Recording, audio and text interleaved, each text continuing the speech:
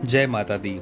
आज की यह वीडियो खास है उन लोगों के लिए जो माता के दर्शन की योजना बना रहे हैं और दर्शन के बारे में सब कुछ जानना चाहते हैं।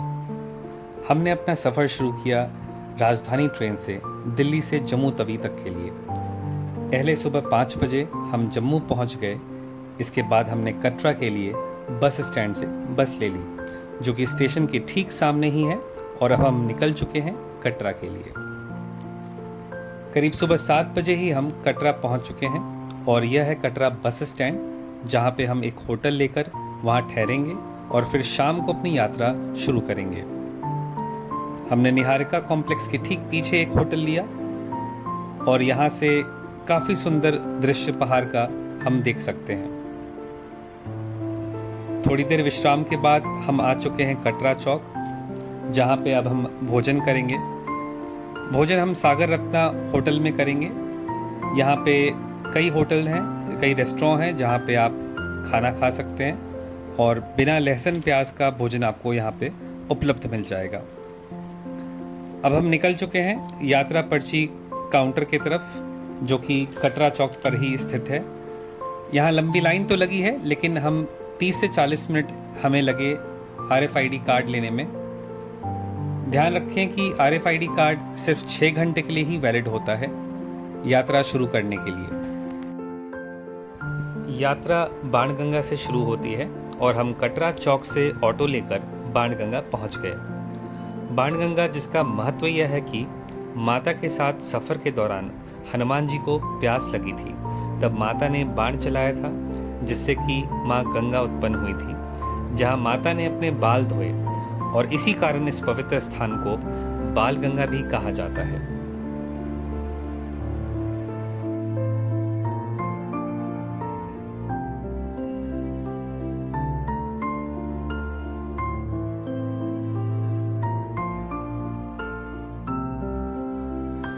बाणगंगा में स्नान के बाद अब हम चल चुके हैं भवन की ओर, जहां शुरुआत में ही चरण पादुका मंदिर के दर्शन हुए और हम माता के जयकारे लगाते हुए भवन की तरफ चलने लगे।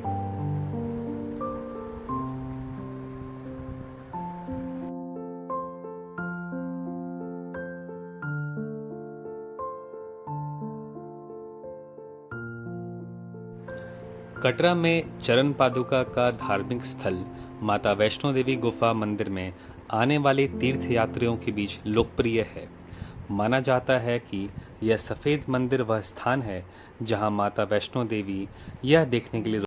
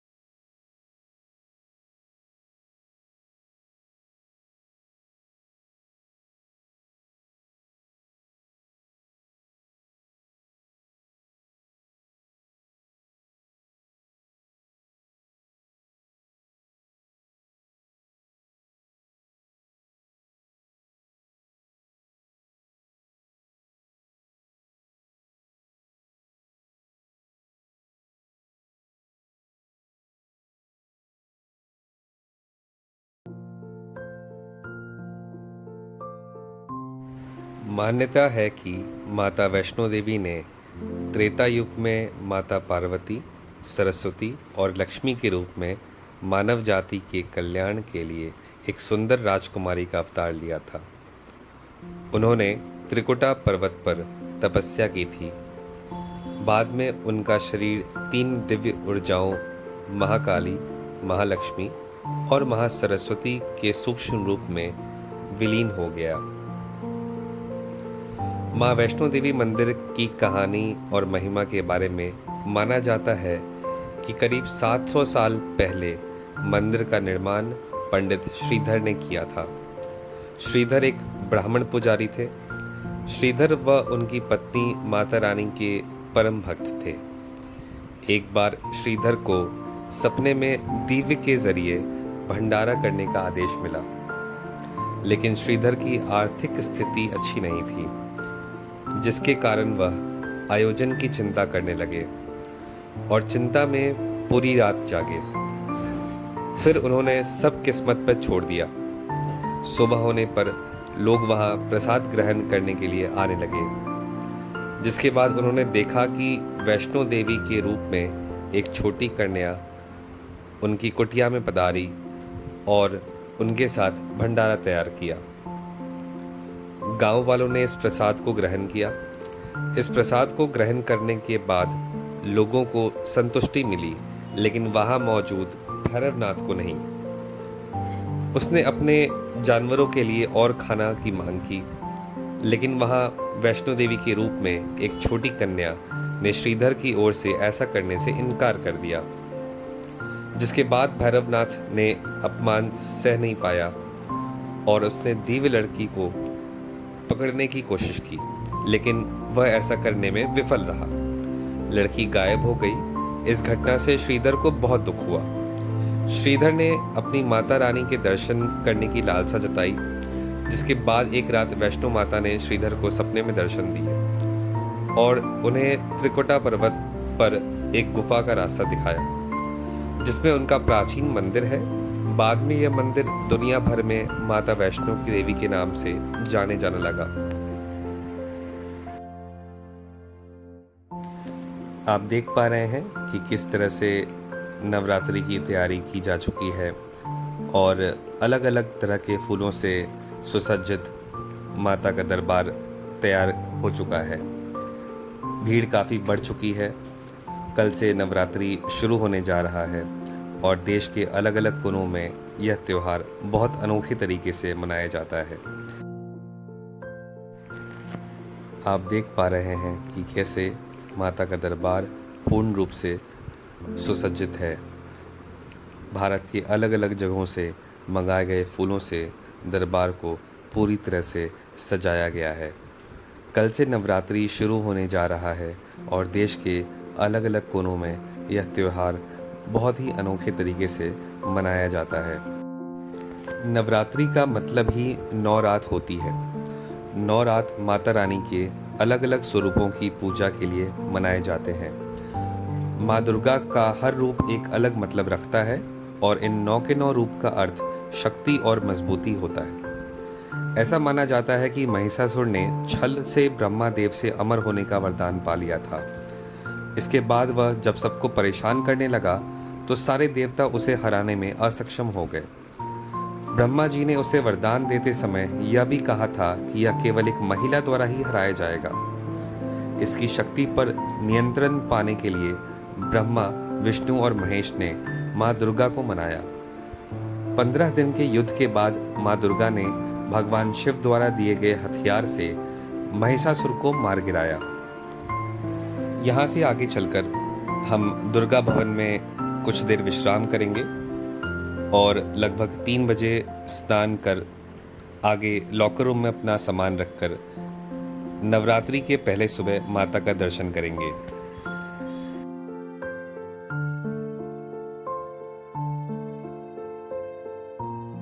हमने लगभग 9:30 से 10 बजे के बीच माता का दर्शन किया। क्योंकि वहाँ पे हम कैमरा ले नहीं जा सकते हैं, हमें अपना सामान लॉकर रूम में ही रखना पड़ता है, तो हम अब आगे चल चुके हैं भैरव स्थान की ओर। ये आप देख पा रहे हैं कि हम रोपवे का सहारा लेंगे। आप इसकी टिकट दुर्गा भवन के नीचे से करवा सकते हैं और यहाँ से हम भैरव स्थान की ओर जाएंगे और दर्शन करके वापस भवन की ओर प्रस्थान करेंगे और वहाँ से हम नीचे जाने के लिए आगे बढ़ चलेंगे। ये हम रोपवे में आ चुके हैं। जिस स्थान पर माँ वैष्णो देवी ने हठी भैरवनाथ का वध किया वह स्थान पवित्र गुफा अथवा भवन के नाम से प्रसिद्ध है। इसी स्थान पर माँ महाकाली दाईं ओर से, माँ महासरस्वती मध्य में और माँ महालक्ष्मी बाईं ओर से पिंडी के रूप में गुफा में विराजमान है। इन तीनों के सम्मिलित रूप को ही माँ वैष्णो देवी का रूप कहा जाता है। कहा जाता है कि अपने वध के बाद भैरवनाथ को अपनी भूल का पश्चाताप हुआ और उसने माँ से क्षमादान की भीख मांगी। माता वैष्णो देवी जानती थी कि उन पर हमला करने के पीछे भैरव की प्रमुख मंशा मोक्ष प्राप्ति की थी। उन्होंने न केवल भैरव को पुनर्जन्म के चक्र से मुक्ति प्रदान की बल्कि उसे वरदान देते हुए कहा कि मेरे दर्शन तब तक पूरे नहीं माने जाएंगे जब तक कि कोई भक्त मेरे बाद तुम्हारे दर्शन नहीं करेगा। उसी मान्यता के अनुसार आज भी भक्त माता वैष्णो देवी के दर्शन करने के बाद करीब 3.25 किलोमीटर की खड़ी चढ़ाई करके भैरवनाथ के दर्शन करने जाते हैं। इसी बीच वैष्णो देवी के 3 पिंड सहित एक चट्टान का आकार ग्रहण किया और सदा के लिए ध्यानमग्न हो गई। इस बीच पंडित श्रीधर अधीर हो गए। वे त्रिकुटा पर्वत की ओर उसी रास्ते आगे बढ़े जो उन्होंने सपने में देखा था। अंततः वे गुफा के द्वार पर पहुंचे। उन्होंने कई विधियों से पिंडी की पूजा को अपनी दिनचर्या बना ली। देवी उनकी पूजा से प्रसन्न हुई। वे उनके सामने प्रकट हुई और उन्हें आशीर्वाद दिया।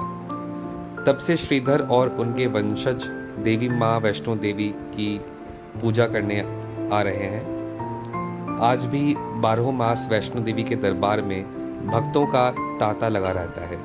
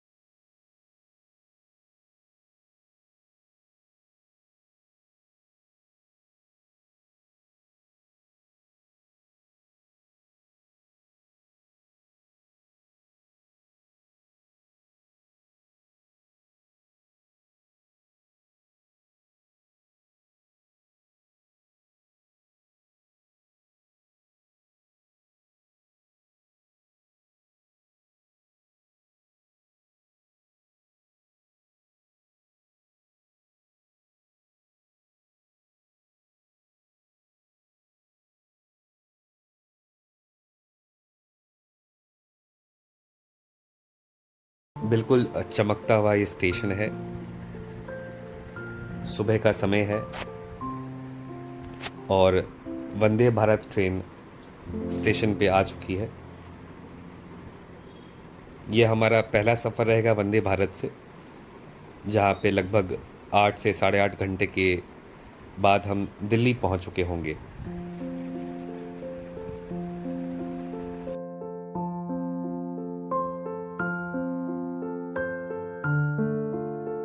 वंदे भारत अपने समय के लिए बहुत प्रसिद्ध है और साथ ही साथ ये आप ट्रेन के अंदर का नज़ारा देख सकते हैं।